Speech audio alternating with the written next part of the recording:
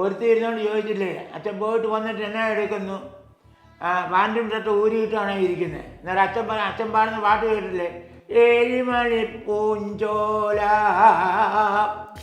വൈദികർ അവർക്ക് വേണ്ടിയ വിധത്തിൽ അവർ കിടന്നുകൊണ്ട് അഴിഞ്ഞാടുവാണ്.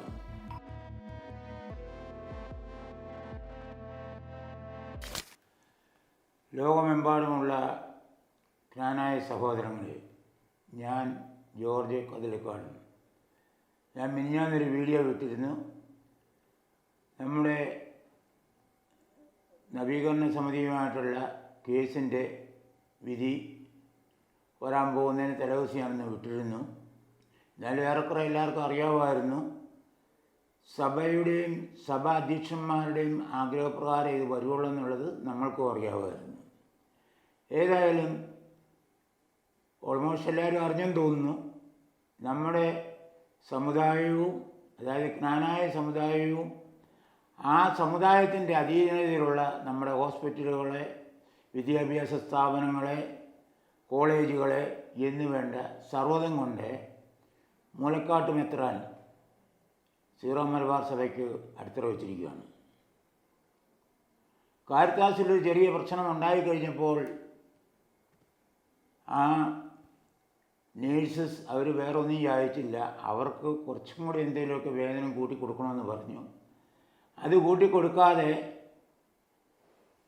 അതുങ്ങളെ ഇട്ടുകൊണ്ട് ആ വെയിലത്തിട്ട് ആ സമരം നടത്തിച്ചിട്ട് ഉടനെ KCC പ്രസിഡൻറ്റും വേറെ സഭയുടെ കുറേ അനുയായികൾ കൂടി വിളിച്ചു പറഞ്ഞു, നമ്മുടെ സമുദായം കിടന്നുകൊണ്ടാണ് ഈ പ്രശ്നങ്ങളെല്ലാം ഉണ്ടാകുന്നത്. അത് നമ്മുടെ സമുദായം നശിപ്പിക്കാൻ വേണ്ടിയിട്ട് സീറോ മലബാർ സഭ കിടന്നുകൊണ്ട് ഇടപെടുന്നതാണ്. അപ്പോൾ അതുകൊണ്ട് ഇത് നമുക്ക് ഒഴിവാക്കിയിട്ട് എല്ലാവരും ഇതിനകത്ത് സഹകരിക്കണം, നമ്മുടെ ആൾക്കാരെ മുഴുവൻ ഇതിനകത്ത് പിടിച്ച് കയറ്റിക്കോളാൻ പറഞ്ഞു. ഇപ്പം എന്താ ഇതിൻ്റെ സ്ഥിതി? അന്നേരം ഇവർക്ക് സമുദായത്തിലുള്ള എല്ലാവരെയും വേണം കാരിത്താസിനെ രക്ഷിക്കാൻ വേണ്ടിയിട്ട്. ഇപ്പോൾ സമുദായം പോയി, സർവ്വതും പോയില്ലേ. മൂലക്കാട്ട് മെത്രാന്, താങ്കളോട് എനിക്കൊരു കാര്യം പറയാനുള്ളത്. താങ്കൾ അരപ്പട്ടയും കെട്ടി തൊപ്പിയും വെച്ച് വടിയും കുത്തിപ്പിടിച്ച് ഓരോ ദേവാലയത്തിലും വന്നു കഴിയുമ്പോൾ ഞങ്ങൾ ജനങ്ങളെല്ലാം അങ്ങയെ വളരെ സന്തോഷത്തോടെ സ്വീകരിച്ച് അങ്ങയുടെ കയ്യും മുത്തി കാലും മുത്തി അങ്ങ് പള്ളിക്കകത്തിരുന്ന് പറയുന്ന സർവ്വസുവിശേഷങ്ങളും കേട്ടിട്ട് വീണ്ടും പോകാൻ സമയം ഒന്നുകിൽ കപ്പ വേവിച്ചത്, അല്ല ചക്ക വേവിച്ചത്, മീൻകറി ഇതും കൂട്ടി തീറ്റയും തന്നേച്ചിട്ട് വീണ്ടും അങ്ങയുടെ കയ്യും മുത്തി കാലും മുത്തി വണ്ടിയുടെ ഡോറും തുറന്ന് അതേ കയറ്റി ആ ഡോറും അടച്ച് താങ്കളെ വിട്ടുകൊണ്ടിരുന്ന ഈ ഇടവക ജനത്തിനിട്ടാണ് താങ്കൾ ഇത്രയും വലിയ ചെയ്തു വച്ചിരിക്കുന്നത്. ഇതിൻ്റെ പ്രതിഫലം താങ്കൾക്ക് കിട്ടാതിരിക്കുമെന്ന് എനിക്ക് തോന്നുന്നില്ല. ദൈവം ഇതിനുള്ള ശിക്ഷ തരും. തന്നെയല്ല, താങ്കൾ ഒരു കാര്യം ഓർത്തോണം, ഇസ്രായേലിനാണ് അടിച്ചിരിക്കുന്നുള്ള ഓർത്തോണം. ഇതിൽ ഞങ്ങൾ പരാജിതരാകുമെന്നും താങ്കൾ ധരിക്കേണ്ട. ഇന്ന് എനിക്ക് ചോദിക്കാനുള്ളത്, നമ്മുടെ ഇത്രയും വൈദികർ ഇവിടെയുണ്ട്, എന്തുകൊണ്ടൊരു 10 വൈദികർ നമ്മുടെ സമുദായം നഷ്ടപ്പെട്ടു പോകുന്നു, നശിപ്പിച്ച് കളയുന്നു എന്നുള്ളത് ഈ ഇടവകയിലുള്ള സർവ്വ വൈദികർക്കും അറിയാം. ഇതിനകത്ത് ആകെ കുറച്ച് പേരേ ഉള്ളല്ലോ ഇങ്ങയുടെ കൂടെ നിന്നുകൊണ്ട് കുറേ കാശുണ്ടാക്കുന്നുണ്ട്. അവരൊക്കെ അംബാനിമാരാണ്. കാരണം അസീലേക്ക് അവർക്കെല്ലാം വിട്ടുകൊടുത്തിരിക്കുകയാണ്. എന്നാലും ബാക്കി വൈദികരില്ലേ? നിങ്ങളും ജ്ഞാനായുടെ കൊലയിലുണ്ടായവരാണല്ലോ നിങ്ങൾ. ജ്ഞാനായക്കാരുടെ കൊലയിലുള്ള തേങ്ങയല്ലേ നിങ്ങൾ? അതിൽ വിരിഞ്ഞ തേങ്ങയല്ലേ നിങ്ങൾ വൈദികർ എന്തുകൊണ്ട് ഇതിനൊരു സപ്പോർട്ട് ആയിട്ട് നിങ്ങൾ ഇറങ്ങുന്നില്ല? ഞങ്ങളെല്ലാവരും നിങ്ങളുടെ കൂടെയുണ്ട്. നിങ്ങളുടെ പള്ളി കുർബാന ചൊല്ലി കഴിഞ്ഞാൽ നിങ്ങൾക്ക് മാസശമ്പളം തരുന്ന ഞങ്ങളാണ്. നിങ്ങളുടെ കറണ്ട് ചാർജ് അടയ്ക്കുന്ന ഞങ്ങളാണ്. നിങ്ങൾ താമസിക്കുന്ന റൂമിൻ്റെ കരം കെട്ടുന്ന ഞങ്ങളാണ്. നിങ്ങളുടെ മൊബൈലിൻ്റെ പൈസ കൊടുക്കുന്ന ഞങ്ങളാണ്. നിങ്ങൾക്ക് എല്ലാവിധ സുഖ സൗകര്യങ്ങളും ഞങ്ങൾ ഇണക്കി തന്നു. എന്നിട്ട് നിങ്ങളും കൂടെ കൂടി ഈ മെത്രാൻ്റെ കൂടെ നിന്നുകൊണ്ട് ഈ ജനത്തിനിട്ട് ഈ പാര വെക്കണ്ടേ എന്താവശ്യങ്ങളാണ് വന്നിരിക്കുന്നത്? അതുകൊണ്ട് നിങ്ങളെല്ലാവരും ഒറ്റക്കെട്ടായിട്ട് ഞങ്ങളോടൊപ്പം സഹകരിച്ച് നമ്മൾക്ക് ഇതിനെന്തെങ്കിലും ഒരു തീരുമാനം ഉണ്ടാക്കണം. നമ്മളെ അടിയും ബഹളവും വഴക്കിനും ഒന്നും പോകണ്ട. നമ്മളെ ഇടവക്കാരെല്ലാവരും കൂടി ഒറ്റക്കെട്ടായിട്ട് നിന്നുകൊണ്ട് ഇത് പറ്റത്തില്ല എന്ന് തീർത്തും പറയണം. നമുക്കിങ്ങനെ നമ്മുടെ സമുദായത്തെ കാത്തു സംരക്ഷിക്കാൻ കഴിവും പ്രാപ്തിയും ഇല്ലാത്ത ചാരപ്രവൃത്തി ചെയ്യുന്നൊരു മെത്രാനെ നമുക്ക് വേണ്ട. നമ്മുടെ ജ്ഞാനായ സമുദായത്തിലുള്ള വൈദികരോട് ഞാൻ പറയുകയാണ്, നിങ്ങൾ ഇന്നിപ്പം ഞങ്ങളുടെ കൂടെ നിന്ന് ഒറ്റക്കെട്ടായിട്ട് ഇത് മുന്നോട്ട് കൊണ്ടുപോയില്ല എങ്കിൽ ഞാൻ എഴുതി വെച്ചു തരാം, നിങ്ങൾ അവസാനം സീറോ മലബാർ സഭ വൈദികരുടെ കപ്പ്യാര് ജോലിയും പള്ളിമുറി തൂപ്പുമായിരിക്കും നിങ്ങൾക്ക് ലാസ്റ്റ് കിട്ടാൻ പോകുന്നത്. അന്ന് ഞങ്ങളോട് പറഞ്ഞു കഴിഞ്ഞാൽ ഒന്നും നടക്കാം, അതിന് യാതൊരു സംശയമില്ല. നിങ്ങൾ ഇവരുടെ അടിമകളായിട്ട് പണി ചെയ്യേണ്ടതും ഇവരുടെ അടിമകളായിട്ട് നിങ്ങൾ കുർബാന ചെല്ലേണ്ട ഒരു ഗതികേട് നിങ്ങൾക്ക് വരും എന്നുള്ളതിന് യാതൊരു സംശയമില്ല. അത് കാണുക എന്നുള്ളത് ഞങ്ങളുടെ വേറൊരു ഗതികേടും കൂടിയായിരിക്കും. അത് നിങ്ങൾ മനസ്സിലാക്കിക്കൂ. നമുക്ക് വേണേൽ അപ്രയം തിരുമേനി ഏൽപ്പിക്കാൻ തൽക്കാലം. നിങ്ങൾ എന്തുകൊണ്ട് ഞങ്ങളുടെ കൂടെ ഇതിന് സഹകരിച്ച് വരുന്നില്ല? ഈ മെത്രാൻ വന്ന് കയറിയ അന്ന് മുതലേ ഇങ്ങേര് കള്ളത്തരമല്ലാതെ ഈ മൂലക്കാട്ട് മെത്രാൻ ഒരു സ്ഥലത്തും പറഞ്ഞിട്ടില്ല. ആ കള്ളത്തരം പറച്ചിൻ്റെ കൂടുതലാണ് 2001 സെപ്റ്റംബർ 10 ഇങ്ങേര് നീണ്ടുപള്ളി വന്നു കഴിഞ്ഞപ്പോൾ അവിടെ പൊതുയോഗം നടത്തണമെന്ന് പറഞ്ഞു. ഞാൻ നടത്തിച്ചില്ല. അന്ന് ഞാൻ കൈക്കാരനായിരുന്നു നീണ്ടുപള്ളിയുടെ. ഞാൻ പറഞ്ഞു പൊതുയോഗം നടത്തിക്കുക, കാരണം ഇങ്ങേര് കള്ളത്തരേ പറഞ്ഞുള്ളൂ. പൊതുയോഗം പരീക്ഷകളിൽ നടത്തിക്കും, ഒരു കുഴപ്പമില്ല. അതിന് ഇടവവികാരി 1.5 ലക്ഷം രൂപ മുടക്കി കുറച്ച് കാർപ്പറ്റും മേടിച്ചിട്ട് മൂലക്കാട് മെത്രാൻ വന്നിരുന്നു കള്ളത്തരം പറയാനുള്ള കസേര ഒരുക്കിയിട്ട് എല്ലാം ഇട്ടു. പക്ഷേ പള്ളിയിൽ ഞാൻ കാശ് കൊടുത്തില്ല. നേരം അത് ആരാണ്ടെ കൊണ്ട് അങ്ങനെ സ്പോൺസർ ചെയ്യുക ചെയ്ത് ഞാൻ കട്ടായം പറഞ്ഞു. അവസാനം അന്ന് ഫാദർ ഷാജി വടക്കേത്തൊട്ടി എന്നോട് പറഞ്ഞു, മൂലക്കാട്ട് മെത്രാൻ ഈ പള്ളിക്കകത്തിരുന്ന് ഇത് ചെല്ലുകൊള്ളെന്ന്, പൊതുയോഗം നടത്തുകൊള്ളെന്ന് പറഞ്ഞു. ഞാൻ പറഞ്ഞു മൂലക്കാട്ട് മെത്രാനല്ല, വത്തിക്കാനിൽ നിന്ന് മാർപ്പാപ്പ വന്നാലും ഈ പള്ളി നടക്കുകയെന്ന് പറഞ്ഞു. നടത്തിയിട്ടില്ല. വീണ്ടും വെട്ടിക്കാടൻ വന്ന് നോക്കി അവിടെ പൊതുയോഗം നടത്താൻ. ഒരു മാസം കഴിഞ്ഞപ്പോഴത്തേനും ഞാൻ ഇടവക്കാരനാണ് വായിച്ചു, വെട്ടിക്കാരനും നടത്തിച്ചില്ല, വേണമെങ്കിൽ പാരിഷുകളി നടത്തിക്കോളാൻ പറഞ്ഞു. അതാൻ പാരിഷുകളിൽ പോയി. പാരിഷുകളിൽ ചെന്ന് ഇപ്പം ജനം പ്രതികരിക്കുമല്ലോ, ഇവർക്ക് കള്ളത്തരം പറയാൻ നോക്കിയതില്ല. കാരണം പള്ളിക്കകത്ത് പേടി മുഖാനും നമുക്കെല്ലാം ഉള്ളൂ. അവർ മുഴുവൻ പൂർത്തീകരിക്കാതെ അവിടുന്ന് പോയി. പക്ഷെ അതിൻ്റെ ഫലം അവരെനിക്കിട്ട് ചെയ്തു. എൻ്റെ ഓപ്പൺ ഹാർട്ട് സർജറി കഴിഞ്ഞ് 15-ാം ദിവസം ഞാൻ വീട്ടിൽ വന്നു കഴിഞ്ഞപ്പം 16-ാം ദിവസം കോട്ടയം പോലീസ് സ്റ്റേഷനിൽ നിന്നും ഒരു SI, ഒരു സർക്കിള്, ഒരു കോൺസ്റ്റബിള്, 3 പേരെ മൂലക്കാട്ട് മെത്രാനും ഫാദർ മൈക്കിൾ വെട്ടിക്കാരനൂടെ കൂടി അഡ്വക്കേറ്റ് അജയെ കൊണ്ട് കള്ളക്കേസ് കൊടുപ്പിച്ച് ഞാൻ കലാപാഹ്വാനം ചെയ്യുന്നു പറഞ്ഞ് കള്ളക്കേസ് കൊടുപ്പിച്ച് എന്നെ അറസ്റ്റ് ചെയ്യാൻ പറ്റിയ ആൾക്കാരായിരുന്നു. എൻ്റെ സ്റ്റിച്ച് എടുത്തിട്ടില്ല. പക്ഷേ ആ വന്ന 3 പോലീസുകാർ നല്ല അന്തസ്സായ നല്ല തറവാട്ടിൽ ഉള്ള തന്തയ്ക്കും തള്ളയ്ക്കും ജനിച്ച പോലീസുകാരായിരുന്നു. അവർ വന്നു എൻ്റെ കിടപ്പും ഞാൻ എഴുന്നേക്കുന്നത് കണ്ടു കഴിഞ്ഞപ്പോൾ അവരെന്നെ എഴുന്നേൽപ്പിച്ചില്ല, അവിടെ കിടന്നോളാൻ പറഞ്ഞു. നിങ്ങളവിടെ കണ്ട് എഴുന്നേൽക്കണ്ടെന്ന് പറഞ്ഞു. അവർക്ക് വന്നത് തന്നെ അബദ്ധമൊന്നായിപ്പോയി. അത്രയ്ക്ക് പോലെ ക്രൂരത കാണിച്ച വ്യക്തികളാണ് ഇവർ. അത്രയ്ക്ക് കുറേ ക്രൂരത കാണും. ഇവരെ ഒന്നിനും പുറകോട്ട് മടിക്കുന്നവരല്ല. പക്ഷേ ആ പോലീസുകാർ പോകാൻ നേരത്ത് എൻ്റെ വൈഫിനെ വിളിച്ചിട്ട് പറഞ്ഞു, ചേച്ചി ഇവിടെ ആരെങ്കിലും ചോദിച്ചെങ്കിൽ പറഞ്ഞേര്, ഞങ്ങൾ ജോർജിൻ്റെ കൂട്ടുകാരാണ്, ഏറ്റുമാനൂർ സ്റ്റേഷനിൽ കേസിന് വേണ്ടിയിട്ട് വന്നപ്പം ഇത് ജോർജിനെ കാണാൻ വന്ന, ഓപ്പറേഷൻ ചെയ്ത് കിടക്കുന്ന കാണാൻ വന്നതെന്ന് പറഞ്ഞു. അന്ന് എൻ്റെ മൊബൈലും പിടിച്ചുകൊണ്ട് പോയി. ഈ അത്ര വരെ ദുഷ്പ്രവൃത്തി ചെയ്ത വ്യക്തികളാണിവർ. അതെന്തുമാട്ടെ പോട്ടെ. ഇനിയിപ്പം നമ്മുടെ മെയിനായിട്ടുള്ള പ്രശ്നം, നമുക്ക് ഈ സമുദായം എങ്ങനെയെങ്കിലും നമ്മുടെ പൂർവികരുടെയും നമ്മുടെ കുഞ്ഞുങ്ങളുടെയും വിയർപ്പിൻ്റെ ഫലമാണ് ജ്ഞാനായ സമുദായം. അതിന്ന് ഇങ്ങേര് ഒറ്റുകൊടുത്തു. കാരണം ഇങ്ങേര് വന്ന് കയറിപ്പം മുതലേ ഇവിടെ സർവ്വവിധ കള്ളത്തരങ്ങൾ. ആദ്യമേ 2009 ആരോടും ചോദിക്കാതെ നിയമസംഗ്രഹത്തിൽ ഇങ്ങേര് നമ്മളെ ഒപ്പിക്കാനുള്ള പണി ആദ്യം ചെയ്ത് കൊടുത്ത സീറോ മലബാർ സഭയ്ക്ക് നമ്മുടെ മേൽ വീറ്റോ പവർ കൊടുത്തു. ഇത് കഴിഞ്ഞ് ഇങ്ങേരുടെ അടുത്ത കള്ളത്തരം നിങ്ങൾ കണ്ടു. ഇങ്ങേര് രണ്ടാമത്തെ കള്ളത്തരം ചൈതന്യയെ വെച്ച് പറഞ്ഞത്. എന്നിട്ട് അതിനകത്ത്, കാരണം ഇങ്ങേര് ഇതിനകത്ത് ഈ കള്ളത്തരവും ഒളിയം ചെയ്യാനുള്ള ഡിഗ്രി ഏതാണ്ട് അതിനകത്ത് മാസ്റ്റർ ഡിഗ്രി എടുത്ത വ്യക്തിയാണ് ഇങ്ങനെ. അതിനകത്ത് നിങ്ങൾ കേട്ടോണം, ഞാൻ പറഞ്ഞു വന്നത് എന്താണെന്ന് നിങ്ങൾ കേട്ടോണം, അത് നിങ്ങൾ ശ്രദ്ധിച്ച് കേട്ടോണം. എൻ്റെ ഈ വീഡിയോ നിങ്ങളുണ്ട്, ഇത് ചൈതന്യം വെച്ച് കൂടിയതാണ്. ഇനി അച്ഛൻ പറഞ്ഞു സഭയും സമുദായവും തമ്മിലുള്ള വ്യത്യാസത്തെക്കുറിച്ച് പറഞ്ഞാൽ ഞാൻ കടക്കുന്നില്ല. ഇനി ജന്മം കൊണ്ടും കർമ്മം കൊണ്ടും എന്ന് പറഞ്ഞു. എന്ത് കർമ്മം കൊണ്ടാണ് നമുക്ക് ഒരാളെ ജ്ഞാനക്കാരനാക്കാൻ പറ്റുന്നത്? ആലോചിച്ചാൽ മതി. എന്ത് കർമ്മം കൊണ്ടാണ് ജ്ഞാനക്കാരല്ലാത്ത ഒരു വ്യക്തി ജ്ഞാനക്കാരനാകുന്നത്? ഒരിക്കലും ആവില്ല. പ്ലീസ് പ്ലീസ് ആലോചിച്ചാൽ മതി. ഉറക്കെ നിങ്ങൾ പറയണ്ട. ഞാൻ പറഞ്ഞത് ജ്ഞാനായക്കാരനല്ലാത്ത ഒരു വ്യക്തിയെ ഏതെങ്കിലും കർമ്മം കൊണ്ട് ജ്ഞാനായക്കാരനാക്കാൻ പറ്റുമോ? പറ്റില്ല.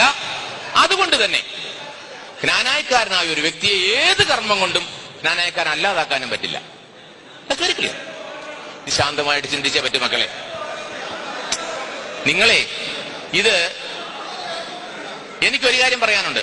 ഞാൻ പറയുന്നത് ശ്രദ്ധിക്കാൻ താല്പര്യമുള്ളവർ മാത്രം ഇവിടെ ഇരുന്നാൽ മതി.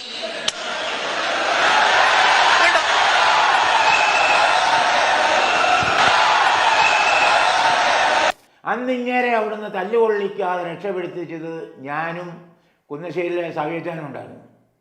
അന്നിങ്ങേരെ അവിടുന്ന് രക്ഷപ്പെടുത്തിയത്. അന്ന് ഞാനും എന്നേക്കാൾ കൂടുതൽ തല്ലുകൊണ്ട് സവ്യച്ചാണ്.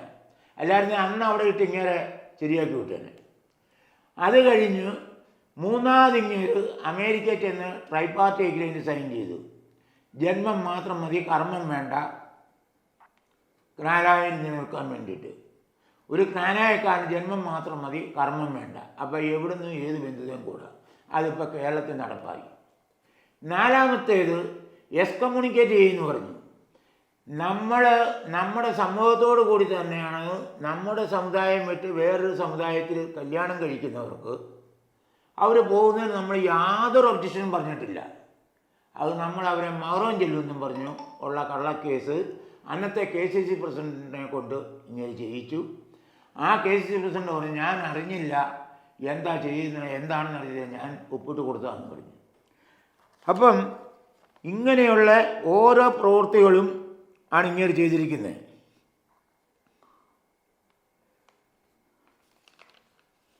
പിന്നെ ഇനിയിപ്പം എന്താണ് നമ്മളുടെ അടുത്ത സ്റ്റെപ്പ് എന്നുള്ളത് നിങ്ങളെല്ലാവരും തീരുമാനിക്കുക. നമുക്കെല്ലാവർക്കും ഒറ്റക്കെട്ടായിട്ട് നിന്ന് വഴക്കും വയ്യാവേരിയും തെറിപറച്ചിലും കാര്യങ്ങൾക്കും ഒന്നിനും പോകണ്ട. നമ്മൾക്കെല്ലാവർക്കും ഒറ്റക്കെട്ടായിട്ട് എല്ലാ ഇടവക്കാരുടെ കൂടി നമ്മൾക്ക് ഇതിനൊരു പരിഹാരം കാണണം. ഇത് കാണാതെ പോയി കഴിഞ്ഞാൽ ഇത് വളരെയധികം ദോഷം ചെയ്യും.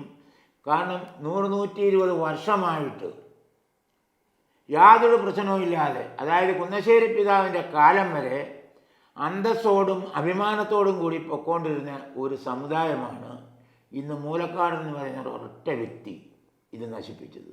ഇതിപ്പോഴുള്ള പ്ലാനൊന്നുമല്ല. ഇതൊരു കുറച്ച് പേർക്ക് അറിയാമായിരിക്കും, കുറച്ച് പേർക്ക് ഇതിൻ്റെ സംഗതി അറിയത്തില്ല. ഇതൊരു 10-60 വർഷം മുമ്പേ തുടങ്ങിയ പരിപാടിയാണ്. കുന്നശ്ശേരി പിതാവിൻ്റെ കാലത്ത് അങ്ങേരുടെ അധീനതയിലുള്ളൊരു വൈദികനായിരുന്നു ഇങ്ങേരി പാലത്തിരുത്ത പള്ളിയിലൊക്കെ ഇരുന്നിട്ടുണ്ടെന്നാണ് പറയുന്നത്, എനിക്കറിയില്ല, ഞാൻ സമയത്തൊന്നും ഇവിടെ ഇല്ല. ഈ വൈദികൻ കുന്നശ്ശേരി പിതാവിൻ്റെ നിയമങ്ങളെ അംഗീകരിക്കാതെ അത് ലംഘിച്ചിട്ട് ഇങ്ങേർക്ക് അത് സൂട്ടബിളല്ലെന്ന് കണ്ടു കഴിഞ്ഞപ്പോൾ തന്നെ ഇങ്ങേര് വൈദിക ജീവിതം അവസാനിപ്പിച്ചിട്ട് വല്ലംബ്രോസ്യൻ സഭയെ സന്യസിക്കാൻ പോയ വ്യക്തിയാണ് ഈ മാർ മാത്യു മൂലക്കാട്. ഈ സന്യസിക്കാൻ പോയ ഈ വ്യക്തിയാണ് വീണ്ടും ഇവിടെ ബിഷപ്പായിട്ട് വരുന്നത്. എൻ്റെ അറിവിൽ കുന്നശ്ശേരി പിതാവ് പോലും അറിഞ്ഞിട്ടില്ല ഇങ്ങനെ നോമിനേറ്റ് ചെയ്തു തരും. അങ്ങേര് പോലും അറിഞ്ഞിട്ടില്ല എന്നുള്ളതാണ് പറയുന്നത്. അപ്പം ഇതിൻ്റെ തന്ത്രങ്ങൾ നേരത്തെ തന്നെ സീറോ മലബാർ സഭയായിട്ട് ഇങ്ങേരുടെ അഡ്ജസ്റ്റ്മെൻ്റാണ്. അത് അവർക്ക് കൊടുത്തിരിക്കുന്ന വാക്കാണ്, ഞാൻ ഇവിടെ വന്നു കഴിഞ്ഞാൽ ഇത് തീർത്ത് തന്നോടാവുന്നുള്ളത്.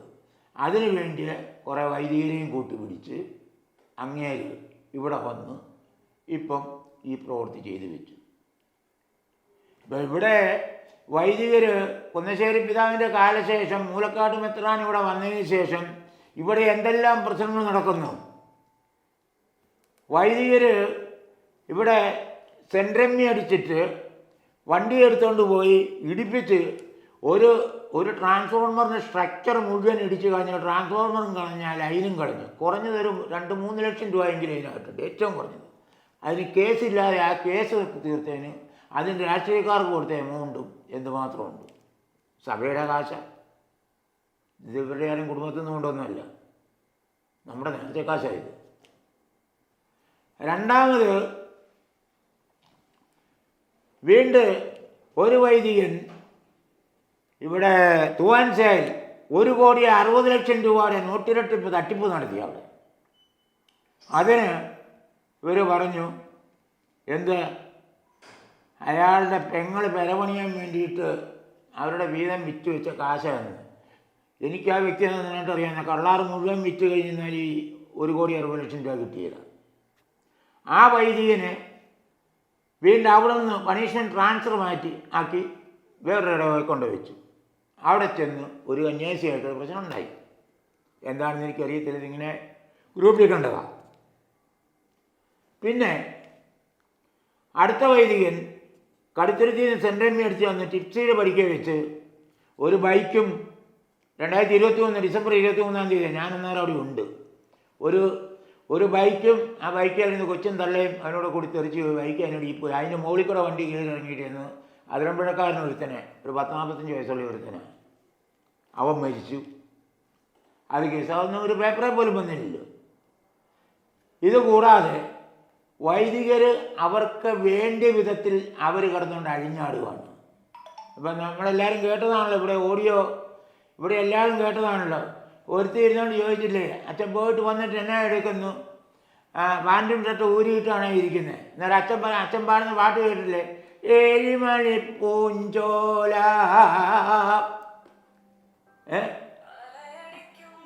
എന്നും പറഞ്ഞുകൊണ്ട് ഈ രാഗങ്ങളൊക്കെ കേട്ടില്ലേ. അപ്പം സഭയിൽ നടക്കുന്ന വൈദികരുടെ കൊള്ളതായ്മകളോ കാര്യങ്ങളോ ഒന്നും നോക്കാൻ മൂലക്കാട്ട് മെത്രാൻ, ഞങ്ങളുടെ മെത്രാൻ അതിനുള്ള സമയമില്ല. കാരണം അങ്ങേര് നടക്കുന്ന മുഴുവൻ ഇതിനു വേണ്ടിയിട്ട് ഇതെങ്ങനെയെങ്കിലും സീറോവൽക്കരിച്ച് ഈ സമുദായം ഇല്ലാതെയാക്കണം. കാരണം ഇതിങ്ങേര് 19 വർഷം മുമ്പ് എടുത്ത കൊട്ടേഷനാണ്. നിങ്ങളിത് കണ്ടു. ഇതിപ്പം സർവ്വജനങ്ങളും ഇടയും ഇങ്ങേർക്ക് നിൽക്കൊള്ളിയില്ല എന്നുള്ളത് അറിയാം.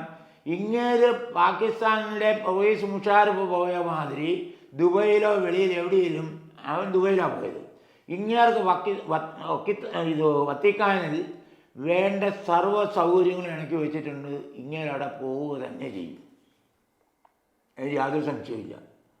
കാരണം ജനത്തിന് ഇപ്പോൾ കുറേശ്ശെ മനസ്സിലാവുമായിരിക്കും എന്നെനിക്ക് തോന്നുന്നു.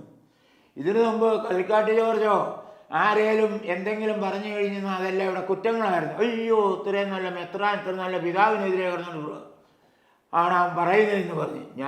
ഞാനിങ്ങനെ തെറി പറഞ്ഞിട്ടില്ല. ഞാനൊരു വൈദികനും തെറി പറഞ്ഞിട്ട് ഒരു കുറ്റവും പറഞ്ഞിട്ടില്ല. പക്ഷേ ഇങ്ങനെയുള്ള പോക്ക് മുഴുവൻ ശരിയായൊരു പോക്കല്ലായിരുന്നു. അന്നത് എല്ലാവർക്കും അറിയാമായിരുന്നു. പക്ഷേ ഇത് പറ്റിയത് മുഴുവൻ ഈ വൈദികരും നമ്മുടെ കൂടെ, നമ്മളിൽ നിന്ന് മാറി ഇവരുടെ കൂടെ നിന്നുകൊണ്ട് ഈ കള്ളത്തരത്തിന് കൂട്ടു നിന്നതാണ്. ഇതുപോലെ ഇതെന്താണ് നിങ്ങൾ പറയുന്നത്? നമ്മൾ ഒരു സമുദായം അന്തസ്സോടും അഭിമാനത്തോടും കൂടി പൊയ്ക്കൊണ്ടിരുന്ന ഒരു സമുദായമാണ്. ഒരു മെത്രാൻ, മൂലക്കാട്ട് ജോൺ സാറിൻ്റെ മകൻ ഫാദർ മാത്യു മെത്രാനായി ഇവിടെ വന്നുകൊണ്ട്, അതായത് വേഷം മാറി ഇവിടെ വന്നുകൊണ്ട് ഒരു സമുദായം നശിപ്പിച്ചത്. ഇത് നമുക്ക് ക്ഷമിക്കാൻ പറ്റുമോ? ഇത് നമുക്ക് സഹിക്കാൻ പറ്റുമോ? അതുകൊണ്ട് നിങ്ങളെല്ലാവരും കൂടി ഇതിനൊരു തീരുമാനം എടുത്ത് നമുക്കെല്ലാവർക്കും ഒറ്റക്കെട്ടായിട്ട്, വഴക്കോ ബഹളമോ കാര്യങ്ങളോ ഒന്നും വേണ്ട, നമ്മുടെ സമുദായത്തെ വേണ്ടാത്ത, ജ്ഞാനായ സമുദായത്തെ വേണ്ടാത്ത ഒരു മെത്രാനെ നമുക്ക് ആവശ്യമില്ല. എന്തിങ്ങനെ മെത്രാനെ വെച്ചുകൊണ്ടിരിക്കുന്നു? ഇതുപോലെ നമ്മുടെ പള്ളിയിൽ വരുമ്പം കയ്യും കാലും കഴുകി തൊട്ട് മുത്തി വണ്ടിയെ കയറ്റി വിട്ടേര് വൈദികനല്ലേ നമുക്കിട്ട് ഈ പണി ചെയ്തു വെച്ചത്, ഒരു സമുദായം ഇല്ലാതെയാക്കിയത്. ഇന്ന് ലോകത്തിൽ കത്തോലിക്ക സഭയിൽ ഏതെങ്കിലും ഒരു മെത്രാനൊരു വൈദികനോ ഇതുപോലെ ഒരു സമുദായം നശിപ്പിച്ചതായിട്ട് നിങ്ങൾ ചരിത്രത്തിൽ കേട്ടിട്ടുണ്ടോ? നമ്മളെ ഒരു ജ്ഞാനായക്കാരെന്ന് പറഞ്ഞെന്നാൽ അതിൻ്റേതായ ഒരു വില ലോകം മുഴുവനുണ്ട്. എവിടെ ചെന്നാലും അവർ ജ്ഞാനായക്കാരെന്ന് പറഞ്ഞാൽ അവർ സാമ്പത്തികപരമായിട്ടും വിദ്യാഭ്യാസപരമായിട്ടും അറിവിലും എല്ലാ കാര്യത്തിലും മുൻപന്തിയിൽ നിൽക്കുന്ന ഒരു സമുദായമാണ് എന്നുള്ളത് ലോകം മുഴുവൻ അറിയാം. ഒരു പ്രാവശ്യം ഞാൻ ഇറ്റാലിയൻ കമ്പനി വെച്ചൊരു ബിഷപ്പ്, ഞാനന്ന് അവിടെ ഞങ്ങളുടെ ഒരു മീറ്റിങ്ങിൽ ഭയങ്കരമായിട്ട് നിന്ന് കഴിഞ്ഞപ്പോഴത്തേനും അങ്ങേര് പറഞ്ഞതാണ്, ഇവർ ഈ ക്നാനായ സമുദായം എന്ന് പറയുന്നത് quando loro andatevano paese dove ci sono abbiamo un lavoro loro prima imparare sue lingue, noi non vogliamo imparare sue lingue, loro imparare nostre lingue. ഒരു ക്നാനായക്കാരെന്ന് പറഞ്ഞെന്നാൽ അവൻ എവിടെ ചെന്നാലും ഏത് രാജ്യത്ത് ചെന്നാലും ആ രാജ്യത്തെ ഭാഷ അവൻ പഠിക്കും. നമ്മളവരുടെ ഭാഷ പഠിക്കേണ്ടി വരില്ല, ആ രാജ്യത്തെ ഭാഷ അവൻ പഠിച്ച് അവനവിടെ വർക്ക് ചെയ്യാൻ ഏബിളായിരിക്കും. അങ്ങനെ ലോകമെങ്ങാടും നമുക്കൊരഭിമാനമുണ്ടായിരുന്നു. അതുപോലെ തന്നെ എനിക്ക് ഈ ഇറ്റാലിയൻസൊക്കെ പറയുമ്പോഴറിയുന്നത് നമ്മൾ ഈ എൻഡോഗംസ് ആയിട്ടുള്ളതാണെന്നുള്ളതും ഈ വർഗത്തിലെ കല്യാണം കഴിക്കുകയുള്ളൂ എന്നുള്ളത്. കാരണം അന്നിത് എനിക്ക് 10-27 വയസ്സുണ്ട്. അന്ന് ആ സമയത്ത് ഇതേക്കുറിച്ചൊന്നും അറിയത്തില്ല. ഞാൻ അന്നൊക്കെ ഇതൊക്കെ കേൾക്കുന്നത്. അത്രയും ബഹുമാനത്തോടും പോയ ഒരു സമുദായത്തെയാണ് ഇന്ന് വെറും ഒരു വ്യക്തി, അങ്ങേരെ ഒറ്റയ്ക്കല്ല, അങ്ങേരുടെ നമ്പർ 1 കൂട്ടുകാരനായിരുന്നു ഫാദർ മൈക്കിൾ വെട്ടിക്കാട്. ഇവർ രണ്ടുപേരും കുറേ ചിങ്കിടികളെ കൂട്ടിക്കൊണ്ട് ഈ സമുദായം നശിപ്പിച്ചത്. ഇനിയിപ്പം അടുത്ത ഗജവീരൻ പറയുന്നത് കേട്ടില്ലേ, നമ്മൾ ഉടനെ തന്നെ സുപ്രീം കോടതിയിൽ പോകുന്നു. കീഴ്ക്കോടതിയിൽ ഒന്നും വേണ്ടായിരുന്നു, നമ്മൾക്കുള്ള നമ്മുടെ സത്യസന്ധമായ 10 പീസ് മാർപ്പാപ്പ എന്ന ആ ബൂളം മാത്രം കാണിച്ചാൽ മതിയായിരുന്നു. അത് വെച്ച് നമ്മൾക്ക് ഇതിനകത്ത് സുന്ദരമായ വിധത്തിൽ ഈ കേസിൽ വിജയിക്കുകയും ചെയ്യുമായിരുന്നു. നമ്മുടെ സമുദായം നിലനിന്ന് പോയത് അതിനകത്ത് കാണിച്ച കള്ളത്തരങ്ങൾ മുഴുവൻ എന്നാ ചെയ്തത്. ഇവിടെ നിങ്ങൾ നോക്കിക്കേ, ഇന്ന് ഗൾഫ് രാജ്യങ്ങളിൽ